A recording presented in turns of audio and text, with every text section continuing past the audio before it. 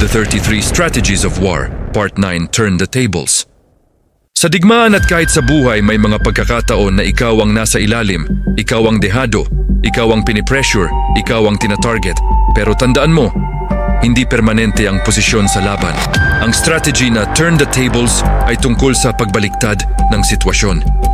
Kapag ikaw ang ina-attack, huwag kang agad umatras. Pag-aralan mo ang galaw ng kalaban at gamitin mo mismo ang lakas niya laban sa kanya. Paano? Una, huwag mag-react agad. Kapag emosyonal ka, kontrolado ka nila. Kapag kalmado ka, ikaw ang nag-iisip ng susunod na galaw. Ikalawa, hanapin ang kahinaan sa lakas nila. Minsan ang sobrang kumpiyansa ng tao ang dahilan ng pagkatalo niya. Hayaan mong mag-overextend sila. Saka ka umatake sa tamang timing. Ikatlo, gamitin ang narrative. Kung ikaw ang ginagawang kontrabida, baliktarin mo ang kwento.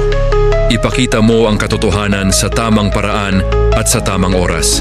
Ang tunay na kapangyarihan ay hindi lang sa pag-atake, kundi sa kakayahang gawing oportunidad ang kahinaan. Kapag ikaw ay pinipressure, huwag mong isipin na talo ka na.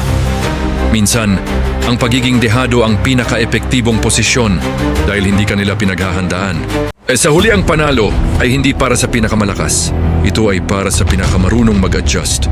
Kapag marunong kang maghintay, magbasa ng sitwasyon at magbalik ng galaw, kahit ikaw ang nasa ilalim ngayon, maaari mong baliktarin ang laban.